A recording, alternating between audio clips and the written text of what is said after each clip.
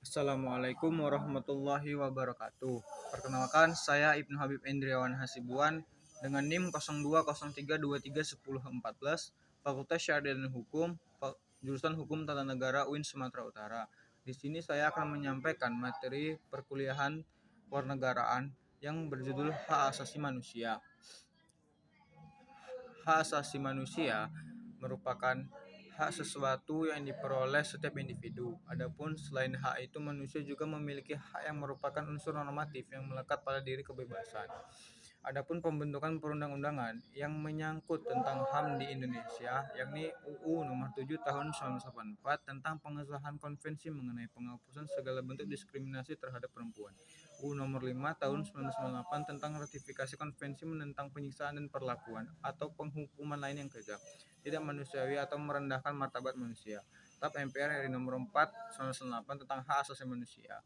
C. Persepsi akan universalitas sebuah hak asasi manusia ditinjau dari segi perspektif historis perkembangan pemikiran hak asasi manusia lahir dari yang dipengaruhi oleh teori hak-hak ilmiah yang berasumsi bahwa hak asasi manusia merupakan yang dimiliki setiap orang pada setiap waktu dan tempat atas dasar eksistensi atau keberadaan terhadap penghormatan hak asasi manusia. Sedangkan menurut perspektif tentang relativitas hak asasi manusia lahir dari teori relativitas budaya dan berseberangan dengan akan teori hak ilmiah. Teori relativitas budaya berpandangan bahwa manusia merupakan produk dari lingkungan sosial budaya.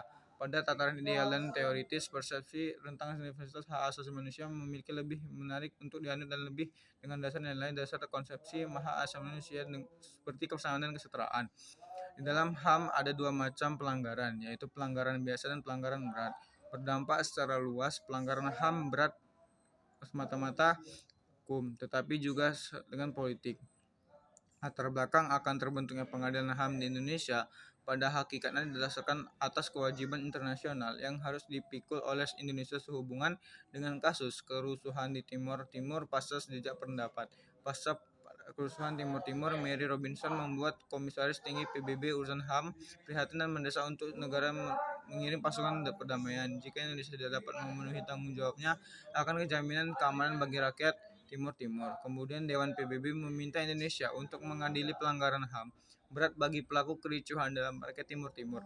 Jika keputusan ini tidak dilaksanakan, DKPBB dapat menjatuhkan sanksi kepada Indonesia.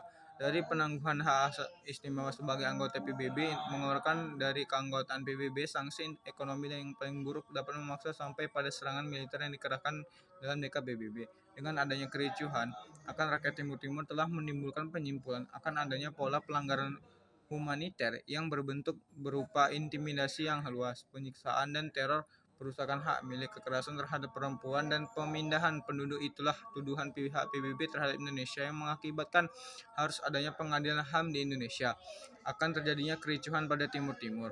Atas dasarnya mandat DKPBB tersebut dengan keputusan Presiden nomor 6 12 Januari 2000 kemudian diusul 6 tahun 2000 tentang pengadilan HAM pasal 43 UU 26 tahun 2000 kemungkinan terbentuknya pengadilan HAM ada HUC untuk mengadili pelanggaran HAM berat yang terjadi sebelumnya. 25 pengadilan HAM bertugas dan berwenang memeriksa dan memutuskan perkara pelanggaran HAM oleh warga negara Indonesia yang berada di luar batas teritorial wilayah negara Indonesia.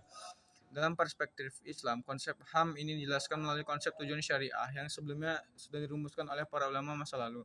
Tujuan syariah adalah untuk mewujudkan kemaslahatan umat manusia dengan melindungi hak martabat sebagai makhluk Tuhan yang menjadi sebuah kebutuhan dan hiasan mereka. Salah satu prinsip Islam menyebutkan bahwa semua kita adalah pemimpin yang akan dimintai pertanggungjawaban atas kepemimpinannya. Pemimpin bertanggung jawab dan berlaku adil, yaitu menjamin bahwa apa dan siapapun yang dipimpinnya akan mendapat semua haknya tanpa terkecuali. Dan karena semua orang adalah pemimpin, maka kewajiban menjamin hak-hak siapa aja, dan ini menjadi ajaran dasar tentang hak asasi manusia dan makhluk lainnya. HAM tersebut merupakan masalah umat manusia sepanjang sejarah.